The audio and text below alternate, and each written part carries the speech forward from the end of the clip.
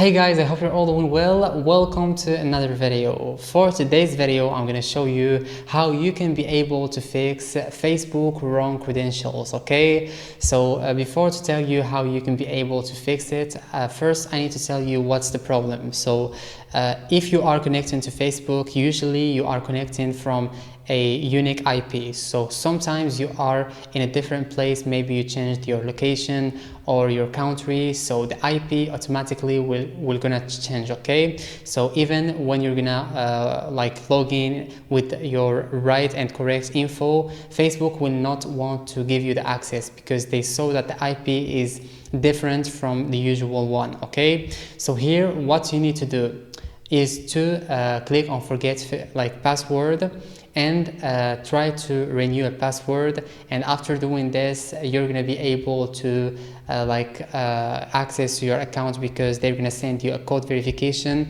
either to your phone number or your email, and this will be enough to Facebook to confirm that it's a real you, okay?